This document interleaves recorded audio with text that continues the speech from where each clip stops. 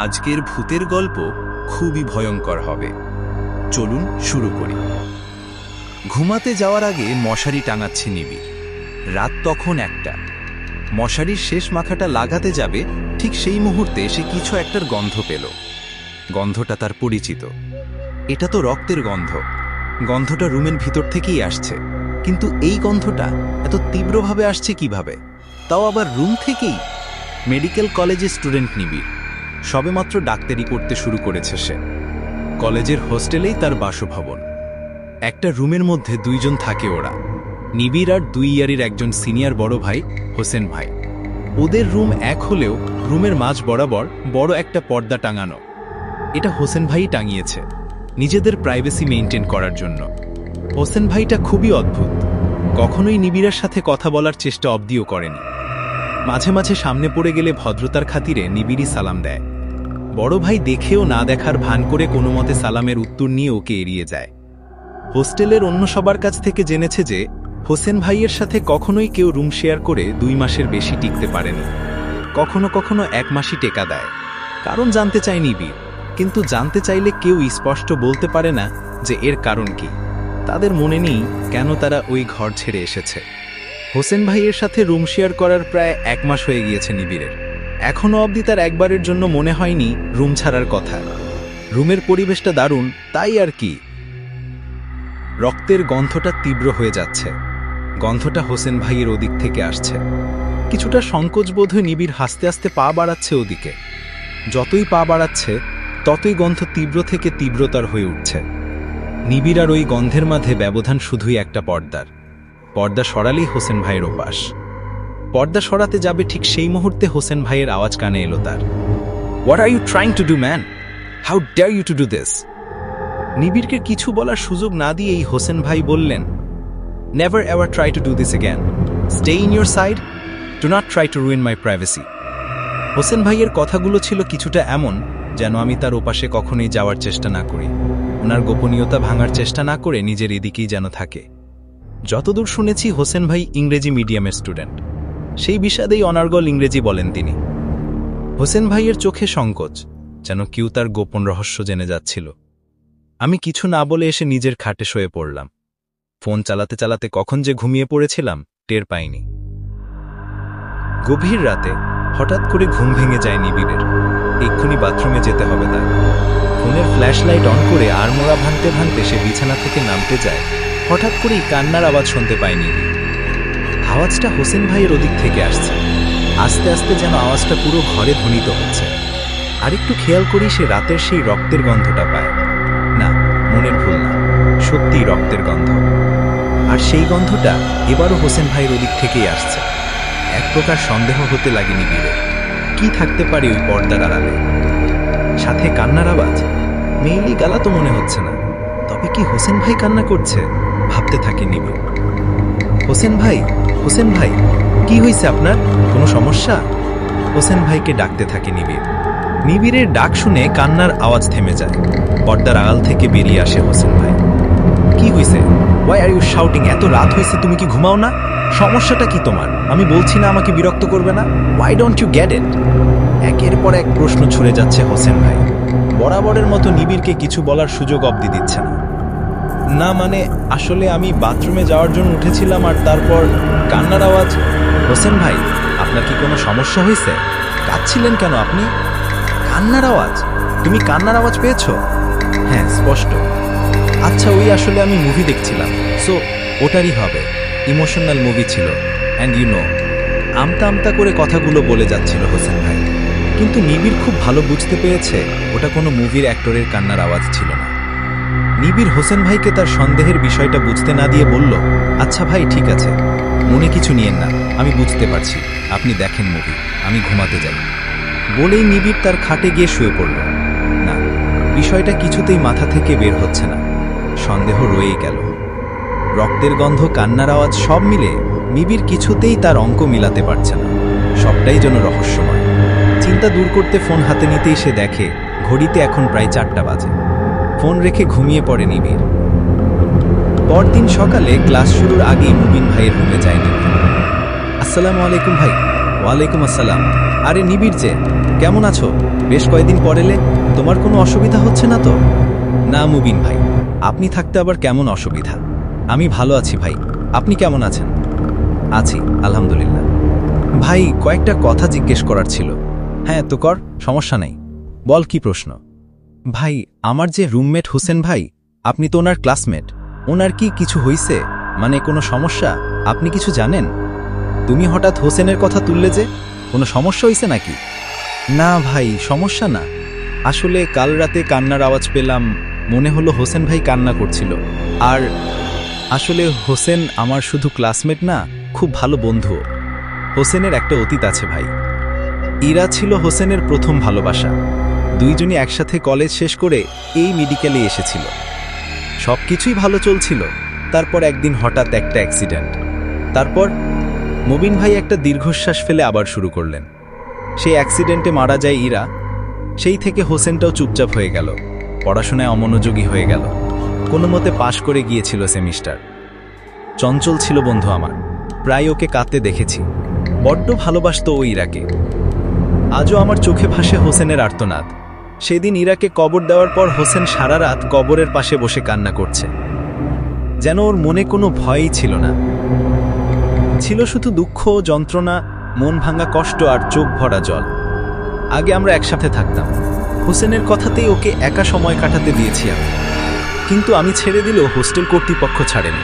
মাসখানেকের মধ্যেই নতুন ছাত্র আসতো ওর সাথে রুম শেয়ার করতে, কিন্তু কেউই বেশি দিন থাকেনি। স্বইচ্ছায় তারা রুম চেঞ্জ করেছে। আমারই ভুল ভাই, তোমাকে হোসেনের রুমে না দিলেই হইতো। আচ্ছা, তুমি রুম চেঞ্জ করার জন্য অ্যাপ্লাই করো, একটা দরখাস্ত জমা দাও, বাকিটা আমি দেখে নেব। হোসেন তো একটু একা থাকতে চায়। না ভাই, প্রবলেম হয় নাই আমার, আমি বেশ কমফোর্টেবল ওই রুমে, খামোখা দরকার নাই ভাই। ঠিক আছে, তাহলে থাকো, আর কোনো সমস্যা হইলে বইল আমার, ঠিক আছে? আর একটা কথা নিবিড়, হোসেনের পর্দার আড়ালে কি আছে সেটা ওকে দিয়ে দেখতে যেও না, ওকে একা থাকতে দিও। আচ্ছা ভাই, আসি তাহলে, আল্লাহ হাফেজ। আল্লাহ হাফেজ। মুবিন ভাইয়ের কথাগুলো শুধু ঘুরপাক খাচ্ছে নিবিড়ের মাথায়। রক্তের গন্ধের কথাটা বলা হলো না আর। এখন সে বুঝতে পেরেছে হোসেন ভাইয়ের কান্নার আওয়াজের কারণ। রক্তের গন্ধটা অনেক আগের থেকেই পেত নিবিড়। কড়া গন্ধ না হয় আর মাঝে প্রায় ২০-২২ দিন হোস্টেলে না থাকায় বিষয়টি আদতে নেয়নি নিবিড়, খুব একটা মনোযোগ পড়েনি তাতে। সেদিন রাতেই ঘুমানোর প্রস্তুতি নিচ্ছিল নিবিড়। আবার সে রক্তের গন্ধ। কোনো রকমে বিছানা সেরে লাইট অফ করে শুয়ে পড়ে। লাইট নেভানোর একটু পরেই শুনতে পায় হোসেন ভাইয়ের কান্নার আওয়াজে নিবিড়। কখনোই আড়ি পাতেনি হোসেন ভাইয়ের ওদিকে, কিন্তু আজ তার খুব ইচ্ছে হয়েছে জানতে যে হোসেন ভাই কেন কান্না করছে। নিবিড় সন্তর্পে এগোতে থাকে ওদিকে। এসে পর্দার কাছে গিয়ে দাঁড়ায়, শুনতে চেষ্টা করে। কাদো কাদো গলায় হোসেন ভাই ইংরেজিতে কিছু বলছে, স্পষ্ট শুনতে পায় নিবিড়। কথাগুলো ছিল কিছুটা এমন যে, আমি তোমায় ভালোবাসি, আমার থেকে তোমায় আলাদা হতে দেব না, তুমি আমার কাছেই থাকবে, আমি খুব ভালোবাসি তোমাকে। নিবিড় কিছুটা কৌতূহল বশতেই পর্দা সরিয়ে দেখার চেষ্টা করে। পর্দা সরিয়ে সে যা দেখে তা কখনো কল্পনাও করেনি। নিবিড় দেখতে পায় একজন ভীষণ সুন্দরী মেয়ে খাটের উপর হোসেন ভাইয়ের হাত ধরে তার পাশে বসে আছে। হোস্টেলে এটা স্বাভাবিক হলেও অস্বাভাবিক বিষয়টি হলো হোসেন ভাইয়ের সাথে মেয়ে থাকার কথা না। মেয়েটিকে সাদা রঙের জামায় যেন অপূর্ব সুন্দর লাগছে। মাথায় বড় একটা কাটা দাগ, এতখানি কেটে গিয়েছে অথচ কোনো ব্যান্ডেজ করেনি। হোসেন ভাই এক দৃষ্টিতে মেয়েটির দিকে তাকিয়ে আছে, তার চোখ দিয়ে অঝরে পানি পড়ছে। একটু পরপর মেয়েটি সেই পানি মুছে দিচ্ছে। হোসেন ভাই বারবার বলছে, আমাকে ছেড়ে যেও না। হোসেন ভাই বারবার বলছে, আমাকে ছেড়ে যেও না ইরা। ইরা? তবে কি এই সেই ইরা, হোসেন ভাইয়ের সেই প্রেমিকা যে 1 বছর আগে অ্যাক্সিডেন্টে মারা গিয়েছে? কিন্তু এ কি করে সম্ভব? মারা যাবার পরও মানুষ কি করে ফিরে আসে? একজন মেডিকেলের স্টুডেন্ট হয়ে এসব নিজের চোখে দেখে মেনে নিতে খুবই অস্বস্তি লাগছে নিবিড়ের। মুখ দিয়ে যেন একটা কথাই বারবার বেরিয়ে আসতে চাচ্ছে, এও কি সম্ভব? এ কি করে হয়? যতটুকু সম্ভব নিজেকে সামলানোর চেষ্টা করছে নিবিড়। হঠাৎই মেয়েটা হাত দিয়ে কিছু একটা ইশারা করে দেখায় হোসেন ভাইকে। আরে, ও তো আমার দিকে ইশারা করছে। তবে কি সে বুঝতে পেরে গেল যে আমি এখানে দাঁড়িয়ে? না না, আর এক মুহূর্ত এখানে দাঁড়ানো সম্ভব না। নিবিড় পিছন ফিরে তাড়াতাড়ি করে নিজের বিছানায় গিয়ে কাঁথা মুড়ি দিয়ে শুয়ে পড়ল। কি, হোসেন ভাই কি দেখে ফেলল তাকে? কি করে দেখবে? সে তো হোসেন ভাই বিছানা থেকে ওঠার আগেই নিজের বিছানায় এসে শুয়ে পড়েছে। কাঁথার আড়াল থেকে হোসেন ভাইকে লক্ষ্য করছে নিবিড়। ভাই টুপি মাথায় দিয়ে দরজা খুলে বাইরে যাচ্ছিল, কিন্তু থেমে গেল। পিছনে ঘুরে নিবিড়ের খাটের দিকে আসতে লাগল। নিবিড় চোখ বন্ধ করে ফেলল যেন হোসেন ভাই বুঝতে না পারে। নিবিড়, নিবিড়, ওঠো, নামাজ পড়বে না? আজান দিয়েছে তো, মসজিদে যেতে হবে। আরে এ কি, হোসেন ভাই আমাকে ডাকছে তার সাথে নামাজ পড়তে যেতে? অদ্ভুত তো। কিছুক্ষণ ঘুমের ভান ধরে থেকে হোসেন ভাইয়ের ডাকের উত্তর নিল নিবিড়। জি ভাই, বলেন, ডাকছিলেন? কিছু দরকার ভাই? আরে না, দরকার না, আসলে আজান দিছে তো, তাই তোমাকে ডাকলাম। তোমাকে মাঝে মাঝে দেখেছি নামাজ পড়তে, তাই ভাবলাম একসাথে যাই। তুমি কি যাবে না? অবশ্যই যাব ভাই। একটু দাঁড়ান, আমি টুপিটা আনি। টুপি মাথায় দিয়ে হোসেন ভাইয়ের পিছু পিছু চলতে লাগে নিবিড়। আশ্চর্য, হলের কোনো রুম থেকেই কেউই বের হচ্ছে না। কেউই কি নামাজ পড়ে না, নাকি সামনে পরীক্ষার জন্য বোধহয় সবাই একটু দেরিতে ঘুমিয়েছে? যাজ্ঞ, আগে নিজের ফরজ, আগে আমি পড়ি, তারপর অন্যেরটা। নিজের মনে কথাগুলো বলতে বলতে হোসেন ভাইয়ের পিছনে যাচ্ছে নিবিড়। এই তো একটুখানি মাঠ পেরুলেই মসজিদ। রাস্তার মাঝে হোসেন ভাই হঠাৎ করে বলে উঠলেন, তুমি বেশি জেনে ফেলেছ ছেলে, which is badly for us, now you have to die. কি, আমাকে মরতে হবে? কে মারবে আমায়? অবাক হওয়ার চেয়ে ভয়ই বেশি পেয়েছে নিবিড়। হঠাৎ নিবিড়ের সামনে সেই মেয়েটা এসে দাঁড়ায়। এ তো সেই মেয়েটা। আল্লাহ বাঁচাও আমায়, আজ আর আমি বাঁচতে পারবো না, আমায় ক্ষমা করে দিন, আমি কাউকে কিচ্ছু বলবো না, বিশ্বাস করুন আমায়। মেয়েটা যেন নিবিড়ের কোনো কথাই শুনতে পাচ্ছে না। সে আস্তে আস্তে নিবিড়ের কাছে গিয়ে তার বুকে হাত রাখে। কি যন্ত্রণা! উফ উফ, মনে হচ্ছে কেউ হৃৎপিণ্ডটা বের করে নিচ্ছে, সাথে পাঁজরের হাড়গুলোর ভাঙার আওয়াজ শুনতে পাচ্ছে সে। আল্লাহ বাঁচাও গো আল্লাহ, আল্লাহ! ধাপ করে ঘুম থেকে উঠে পড়ে নিবিড়। ফজরের আজান দিয়েছে, চারিদিকে আজানের ধ্বনিতে মুখরিত পরিবেশ। মুহূর্তের মধ্যেই শান্ত পরিবেশটা ধ্বনিত হয়ে উঠল। নিজের বুকে হাত দিয়ে সে দেখে সব ঠিক আছে কিনা। সবই তো ঠিক আছে, তাহলে কি সে এখন স্বপ্ন দেখছিল? আল্লাহ বাঁচাইছে, যে এটা স্বপ্ন ছিল। কি যে ভয় পেয়ে গেছিলাম, এত ভয়ানক স্বপ্ন। নিজের বুকে থুথু দিয়ে আবার চোখ বন্ধ করে নিবিড়। সে জানে এতে কোনো উপকার নেই, কিন্তু তবুও ছোটবেলার অভ্যাস। হঠাৎ সে শুনতে পায় কেউ একজন তাকে নাম ধরে ডাকছে। এ তো হোসেন ভাইয়ের আওয়াজ। মাথায় টুপি, গায়ে পাঞ্জাবি, যেন নামাজ পড়ার জন্য রেডি হয়েছেন। তুমি কি নামাজ পড়তে যাবে না? হোসেন ভাইয়ের নামাজের দাওয়াত পেয়ে নিবিড় খুশি হওয়ার চেয়ে ভয় পায়। কারণটা হলো, একটু আগে দেখা তার স্বপ্নের হোসেন ভাই আর এখনের সামনে দাঁড়ানো হোসেন ভাইয়ের মধ্যে যেন একটুও পার্থক্য নেই। সে একই পাঞ্জাবি, একই টুপি, একইভাবে তাকে নামাজের জন্য ডাক দেওয়া, সবকিছুই সে স্বপ্নের মতো। নিবিড় ভাবছে যে সে কি করবে। সে কি হোসেন ভাইয়ের সাথে যাবে নাকি যাবে না, যদি সত্যি ওই মেয়েটা আসে? আচ্ছা, হোসেন ভাই আদৌ কি নামাজ পড়তে যায় তো? থাক, হোসেন ভাইকে বলি আমার শরীর ভালো নেই, মাথা ব্যথা করছে। অসুস্থ শরীরে তো আর মসজিদে নামাজ পড়তে যাওয়া সম্ভব না, তাই না? আল্লাহ মাফ করিও, জান বাঁচান ফরজ। এক বাক্যে নিজের মনে কথাগুলো বলে যাচ্ছে নিবিড়। Hey, do you want to miss the সালাতুল ফজর? হ্যাঁ, নামাজ পড়তে যাবে না? আসলে ভাই, আমার শরীরটা খুব খারাপ, মাথা ব্যথা হচ্ছে, খুব ঝিমঝিম করছে মাথা। এই অবস্থায় নামাজ পড়তে কিভাবে যাব? আপনি যান ভাই, আজ আমি যাব না। Are you sure? হ্যাঁ ভাই, আপনি যান। Okay, take care man. জি আচ্ছা। হোসেন ভাই চলে যাওয়ার পর ঘরেই নামাজ পড়ে নেয় নিবিড়। যদিও নামাজের সময় প্রায় শেষ, অগতে কি আর করার। হোসেন ভাই আসার আগেই নামাজটা পড়ে নিতে হবে বলে বাথরুমের দিকে অজু করতে যায়। অজু করে ঘরেই নামাজ পড়ে নেয় নিবিড়। নিবিড় বিছানায় শোয়ার পরপরই হোসেন ভাই রুমে ঢোকে। হোসেন ভাইকে দেখে ঘুমের ভান ধরে নিবিড়। কাঁথার আড়াল থেকে সবই দেখছে নিবিড়। হোসেন ভাই কাঁধে একটা ব্যাগ ঝুলিয়ে কোথাও যেন যাওয়ার প্রস্তুতি নিচ্ছেন। এ কি, এত সকালে কোথায় যাচ্ছেন হোসেন ভাই? নিবিড়ের মাথায় কিছুই ঢুকছে না। হঠাৎ তার মনে পড়ে কয়দিন আগেও হোসেন ভাই এই একইভাবে ফজরের নামাজের পর ব্যাগ নিয়ে কোথাও একটা গিয়েছিলেন। নিবিড় কি করবে?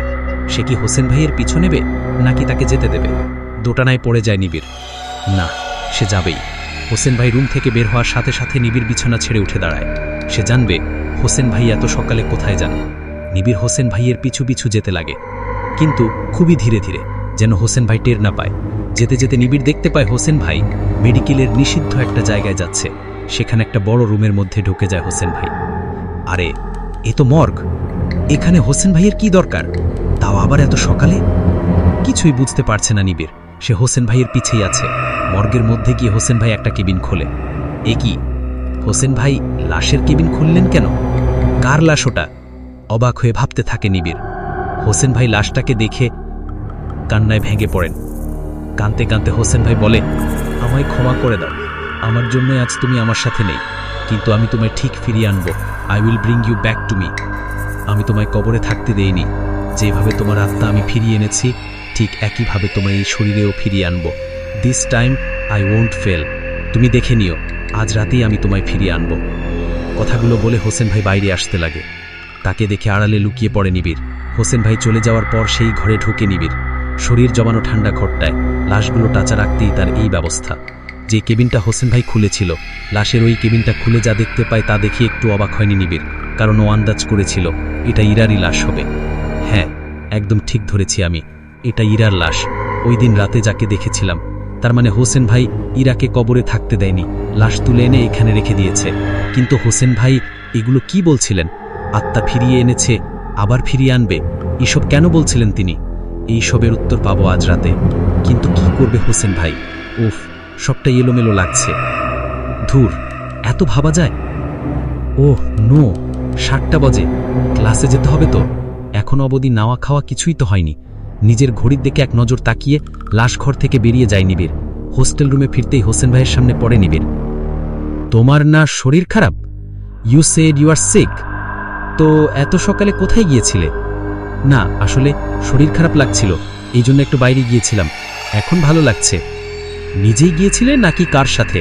অদ্ভুত তো, হোসেন ভাই হঠাৎ এমন কথা কেন বলছেন?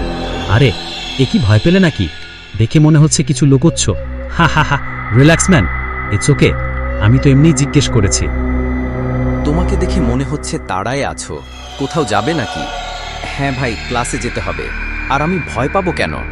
এমন কিছু না ভাই, আমি আসি বলেই হোসেন ভাইয়ের সামনে থেকে চলে যায় নিবিড়। নিবিড় ফ্রেশ হয়ে ক্যান্টিনে যায়। খাবার খেতে খেতে হোসেন ভাইয়ের কথা ভাবতে থাকে। হোসেন ভাই কেমন যেন অদ্ভুত ব্যবহার করছেন, এর আগে তো কথাই বলেনি, এখন আবার। সারাদিন নিবিড় হোসেন ভাইয়ের কথা ভাবতে থাকে। তবে কি আজ রাতে কিছু হতে চলেছে? কি হতে চলেছে? এখন 6টা বাজে, রাত হতে আর বেশি দেরি নেই। যাই, রুমে যাই। নিবিড় সোজা তার রুমে চলে যায়। ঘরটা সম্পূর্ণ অন্ধকারে আচ্ছন্ন। লোডশেডিং হলো নাকি আবার? একটু আগেই তো হসপিটাল থেকে এলাম, কই ওখানে তো কারেন্ট ছিল। নিবিড় নিজের ফোন বের করে ফ্ল্যাশ লাইট অন করে। লাইট অন করতেই নিবিড়ের পায়ের নিচের মাটি সরে যেতে লাগে, যেন সে এখনই পড়ে যাবে। নিবিড় নিজের চোখকে বিশ্বাস করতে পারছে না, তার সামনে কেউ একজন দাঁড়িয়ে আছে। নিবিড় অবয়বটির দিকে লাইট ধরে ইরাকে দেখতে পায়। দাঁড়িয়ে আছে বললে ভুল হবে, বরং সে তার সামনে শূন্যে ভাসছে। সত্যিই তাই, তার পা দুটো মাটিতে নেই। এ কি, এসব কি হচ্ছে আমার সাথে? নিবিড় আস্তে আস্তে শূন্যে ভাসতে শুরু করে। সেও ইরার অবয়বের সাথে শূন্যে ভাসছে। নিবিড় চেঁচাতে থাকে, কিন্তু তার গলার আওয়াজ যেন কেউ কেড়ে নিয়েছে। সে কিছুতেই চিৎকার করতে পারছে না। চারিদিকে ঝোড়ো হাওয়া বইতে শুরু করে। নিবিড়ের হাত থেকে তার ফোন ফ্লোরে পড়ে যায়। হঠাৎ নিবিড় বুঝতে পারে কেউ একজন তার গলা চেপে ধরেছে, কিন্তু সে কিছুই দেখতে পাচ্ছে না। চারিদিকে অন্ধকার যেন আরো ঘনীভূত হচ্ছে, যেন অন্ধকার তাকে ভিতরে টেনে নিচ্ছে। মুহূর্তের মধ্যেই নিবিড়ের কাছে মনে হচ্ছে কেউ তার জান বের করে নিচ্ছে। সে বোধহয় এখনই মারা যাবে। স্টে অ্যাওয়ে ফ্রম আস, কথাটা এত জোরে বলেছিল, চোখের পলকে সব ঠিক হয়ে গেল। নিবিড়ের মনে হলো কেউ তাকে ধাক্কা দিয়ে নিচে ফেলে দিল। নিবিড় অজ্ঞান হয়ে যায়। কারেন্ট এসেছে, রুমটা আলোয় ভরে গিয়েছে, আর ঝোড়ো হাওয়া বইছে না। পরিবেশ একদম শান্ত হয়ে গিয়েছে। নিবিড় নিজের বিছনায় শুয়ে আছে। নিবিড় তাড়াতাড়ি করে বিছনা থেকে উঠে বসে। সে ফোন হাতে নিয়ে দেখে ঘড়িতে 10টা বাজে। পাশে তাকাতেই সে দেখতে পায় হোসেন ভাই ঘরের মধ্যে পায়চারি করছেন। অদ্ভুত তো, সে যখন রুমে ঢোকে তখন তো 7:30টা বাজে। তাহলে সে কতক্ষণ এভাবে ছিল? আর সে তো ফ্লোরে পড়ে যায়, তাহলে বিছনায় কি করে? নিবিড়ের এখন ভয় লাগতে শুরু করে। সে নিজের হৃদস্পন্দন নিজেই শুনতে পাচ্ছে। এসব কি হচ্ছে আমার সাথে? কেন হচ্ছে? ইরা কেন আমার সামনে এসেছিল? ও কি আমায় মেরে ফেলতে চায়? মেরেই যদি ফেলতে চায় তাহলে মারলো না কেন? ছেড়ে দিল কেন? কিভাবে আমি নিজের বিছনায় আসলাম? হোসেন ভাই ঘরের মধ্যে এভাবে পায়চারি করছেন কেন? অনেকগুলো প্রশ্ন একসাথে ঘুরতে থাকে নিবিড়ের মাথায়। কোনো প্রশ্নের উত্তরই সে খুঁজে পাচ্ছে না। কথাগুলো ভাবতে ভাবতে সে নিজের মাথায় হাত দিয়ে ব্যথায় কাতরে ওঠে।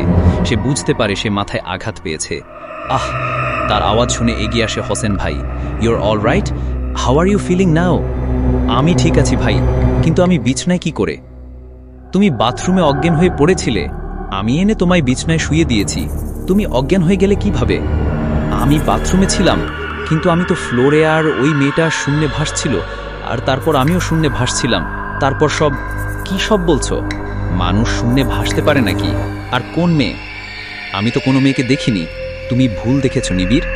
তোমার শরীর বোধহয় দুর্বল, তাই অদ্ভুত অদ্ভুত জিনিস দেখেছ। ইউ মাস্ট টেক রেস্ট, আর বেশি এদিক ওদিক যেও না। It's for your own safety, okay? অদ্ভুত তো, হোসেন ভাই ইরাকে দেখেনি, কিন্তু 1 মিনিট, হোসেন ভাই কি করে জানতে পারলো যে আমি এদিক ওদিক ঘুরেছি? তবে কি ভাই টের পেয়ে গিয়েছিল আমি যে তার পিছু করেছিলাম? নিজের মনে কথাগুলো ভাবতে থাকে নিবিড়। ঠিক বলছেন ভাই, ওই হয়তো শরীর দুর্বল জন্য পড়ে গিয়েছি। আমি ঠিক আছি ভাই। ঠিক আছে, তুমি রেস্ট নাও। থ্যাংক ইউ ভাই। আরে ব্যাপার না, তুমি নিজের খেয়াল রেখো, আমি আসতেছি। বাই। জি ভাই। কি করে হলো এসব? আমি কি স্বপ্ন দেখছিলাম? ইরাকে কি হোসেন ভাই দেখেনি? কিন্তু এটাও তো সম্ভব না। উনি যে বললেন বাথরুমে ছিলাম, কিন্তু বাথরুমে কখন এলাম? কিছুই তো মনে পড়ছে না। আমি নিশ্চিত উনি মিথ্যে কথা বলেছেন, কিন্তু মিথ্যে কেন বললেন? তবে কি স্বপ্ন দেখছিলাম? নিবিড় একরকম ধোঁয়াশার মধ্যে দিয়ে যাচ্ছে। সে কিছুই আর ভাবতে পারছে না। সে খুব ভালো মনে আছে সে ইরাকে দেখেছে। মাথার চোটটা বেশ গভীরেই লেগেছে তার, সামান্য কেটেও গিয়েছে, তবে রক্তক্ষরণ বেশি হয়নি। নিবিড়ের চোখ লেগে আসে। মুহূর্তের মধ্যেই সে ঘুমিয়ে পড়ে। রাত 2:04। নিবিড়ের ঘুম ভেঙে যায়। ঘুম ভাঙতেই সে দরজার দিকে তাকায়। খাট থেকে সামনে তাকালেই দরজা। তাকাতেই সে দেখতে পায় কেউ একজন হাতে ফোনের ফ্ল্যাশলাইট জ্বালিয়ে দরজা খুলে বাইরে যাচ্ছেন। নিবিড় আর বুঝতে বাকি রইল না যে এটা হোসেন ভাই। নিবিড় ফোন চেক করে দেখে রাত 2:05 বাজে। এত রাতে হোসেন ভাই কোথায় যাচ্ছেন? ইরার কাছে। কিন্তু কেন? আজ আমায় জানতেই হবে। হোসেন ভাই যাওয়ার সাথে সাথে নিবিড় উঠে বসে। আজ নিবিড় হোসেন ভাইয়ের ওপাশে যায়। পর্দার আড়ালে যেতেই সে দেখতে পায় টেবিলের উপর কতগুলো বই, ইংরেজি বই। আসলে বই বললে ভুল হবে, ওগুলো কালো জাদুর বই, সাথে আত্মাকে আহ্বান করার বই। নিবিড় নিজের ফোনটা বিছানাতেই রেখে যায়। সে অনুমান করতে পেরেছে হোসেন ভাই কোথায় যাচ্ছেন। সেও মর্গের দিকে যেতে লাগে। কিছুক্ষণ পর যখন সে মর্গে পৌঁছায়, আড়াল থেকে তাকিয়ে দেখতে পায় হোসেন ভাই লাল রং দিয়ে মেঝেতে কিছু একটা এঁকেছেন। দেখতে কিছুটা তারার মতো, কিন্তু আসলে তারা নয়। তারার আলপনার প্রতিটি কোণায় একটা করে মোমবাতি জ্বালানো। তারার মধ্যে কিছু লেখা। আলপনার পাশে কয়েকটা বই, আর হোসেন ভাইয়ের হাতে একটা বই। হোসেন ভাই অদ্ভুত কালো পোশাক পরে আছেন। সামনে ইরার লাশ, আর সবচেয়ে অদ্ভুত ব্যাপার হলো তার সামনেই ইরা বসে আছে। পরনে সাদা রঙের একটা জামা, জামায় লেগে আছে রক্ত। ঘরের অল্প আলোয় এতটুকুই দেখতে পাচ্ছে নিবিড়। হোসেন ভাই কিছু একটা পড়ছেন।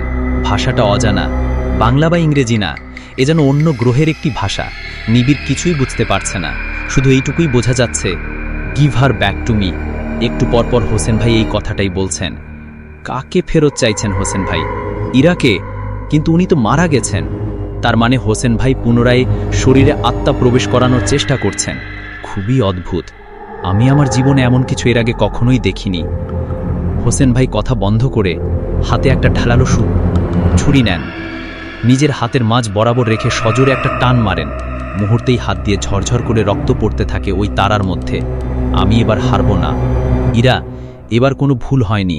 তুমি আমার কাছে ফিরবে ইরা, আমি কথা দিলাম।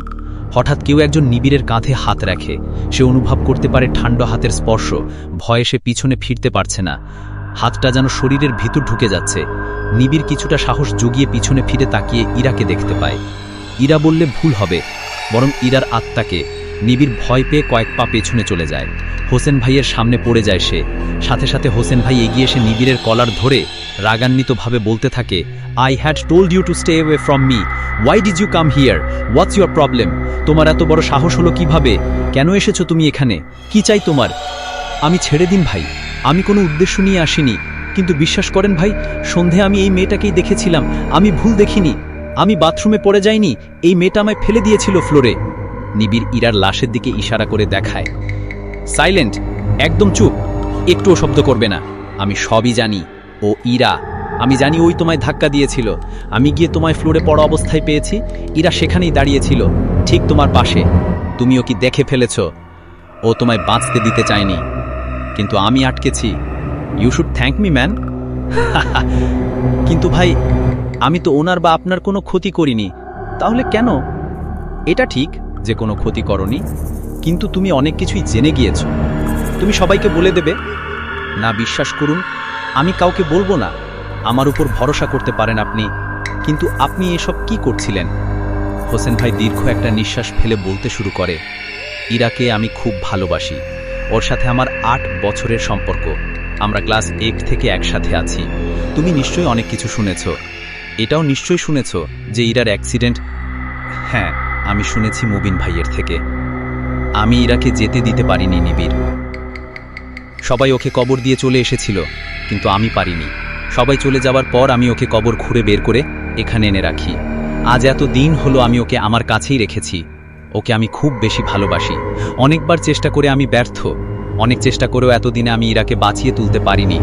এত বই, এত রিসার্চ, এখনো কিছুই করতে পারিনি। কিন্তু আজ পারবই আমি। আমাকে ইরাকে ফেরাতেই হবে। ওকে ছাড়া আমি বাঁচব না। তুমি চলে যাও এখান থেকে, চলে যাও। ভাই, যে একবার আল্লাহর কাছে চলে গেছে সে আর ফিরবে না। আপনি ওনাকে যেতে দিন। আপনি নিজের জীবন নতুন করে শুরু করুন, আর ওনাকে মুক্তি দিয়ে দিন। ওনাকে চলে যেতে। চুপ, একদম আমাকে জ্ঞানের কথা বলতে আসবে না। আমি কম জানি না, কিন্তু যার হারায় সেই বোঝে। আমি ইরাকে হারিয়েছি একবার, ওকে ফিরে পাওয়ার এই একটাই সুযোগ। আমি হারাতে দেব না। কিন্তু ভাই, আর একটাও কথা বলবে না। তুমি অনেক বেশি কিছু জেনে গিয়েছ। এত কিছু জানা তোমার উচিত হয়নি। এর আগেও অনেকে ইরাকে দেখে ফেলেছিল, কিন্তু তারা কেউ কাউকে কিছু বলতে পারেনি, কারণ আমি বলতে দেইনি। বলেই হোসেন ভাই নিবিড়ের দিকে ঘুরে দাঁড়ায়। হোসেন ভাইয়ের হাতে লকেটের মতো কিছু একটা আছে। সে ওইটা নিবিড়ের সামনে ধরে। নিবিড়ের পা যেন মাটির সাথে আটকে গিয়েছে। সে কিছুতেই নড়তে পারছে না। সে ইচ্ছে করেও নিজের চোখ ওই লকেট থেকে সরাতে পারছে না। কিছুক্ষণ পর হোসেন ভাই বলতে শুরু করে, ইরাকে তুমি চেনো না। ওকে যে আমি এখানে লিখেছি সেটা তুমি জানো না। তুমি নিজের ঘরে ঘুমিয়ে আছো। তুমি বাথরুমে পড়ে মাথায় ব্যথা পেয়েছো। এই কয়দিনে যা কিছু হয়েছে তার কিছুই মনে নেই তোমার। তুমি কিছুই জানো না। মুহূর্তের মধ্যেই নিবিড় চোখের সামনে ঝাপসা দেখতে শুরু করে। হ্যাঁ, হোসেন ভাই নিনিরকে হিপনোটাইজ করেছে। এ দিনে হোসেন ভাই এসব বিদ্যা সহজেই অর্জন করেছে। শেষবারের মতো সে ইরা আর হোসেন ভাইকে সামনে দেখতে পায়। তারপর পরদিন সকালবেলা ঘুম ভাঙে নিবিড়ের। কাল রাতের কথা কিছুই মনে নেই তার। সাধারণভাবেই সে উঠে বাথরুমে চলে যায়। রেডি হয়ে বাইরে যেতেই মুবিন ভাই সামনে এসে দাঁড়ায় নিবিড়ের, হাতে একটা খাম। নাও, তোমার জন্য এই খামটা। তুমি রুম চেঞ্জ করার জন্য আবেদন করেছিলে না? অ্যাপ্রুভ হয়ে গিয়েছে। যাও, সব গুছিয়ে নাও, আজকেই শিফট হয়ে যাও। আমার কথাই শুনলে সে সত্যি ভালোই করেছ, বলেই চলে যায় মুবিন ভাই। কিন্তু সে তো কোনো আবেদন করেনি, নাকি করেছিল? কিছুতেই মনে করতে পারছে না সে। হয়তো করেছিল। আজ আর ক্লাসে যাবে না সে। ঘরে গিয়ে সব গোছাতে শুরু করেন নিবিড়। গোছানো শেষ, বের হওয়ার আগ মুহূর্তে হোসেন ভাই সামনে এসে দাঁড়ান নিবিড়ের। লিভিং সো সুন? হ্যাঁ ভাই, আসলে অন্য রুমে শিফট করছি। কবে যে আবেদন করলাম তা। আমাকে থামিয়ে দিয়ে হোসেন ভাই বলল, ওকে, টেক কেয়ার ম্যান। হাতে নিবিড়ের ফোনটা দিয়ে বলল, এটা সকালে বাথরুমে পেয়েছে। I guess it's yours. বলেই চলে গেল হোসেন ভাই। নিবিড় সবকিছু নিয়ে রওনা দিল নতুন রুমের দিকে। এভাবেই চলছে আজ 1.5 বছর। আজও হোসেন ভাই হাল ছাড়েনি। এখনো চেষ্টা করে যাচ্ছেন তিনি। ইরাকে উনি বড্ড বেশি ভালোবাসেন, খুব। হোসেন ভাইয়ের সাথে রুম শেয়ার করতে এসেছে অনেকে, কিন্তু তারা কেউই টিকতে পারেনি। যারা যত আগে রহস্য জেনে গিয়েছে তারা তত আগে চলে গিয়েছে অন্য রুমে। ইরা হোসেন ভাইয়ের এক বিরাট রহস্য, যা আজ অব্দি কেউ কাউকে বলতে পারেনি। যারাই জেনেছে পরদিন সব ভুলে গিয়েছে। তাদের কাছে এসেছে রুম চেঞ্জ করার আবেদনের অ্যাপ্রুভমেন্ট। এই ছিল আজকের গল্প। এমন গল্প তুমি ভালোবাসলে সাবস্ক্রাইব করো মিকি অনলাইন টিভি। ধন্যবাদ।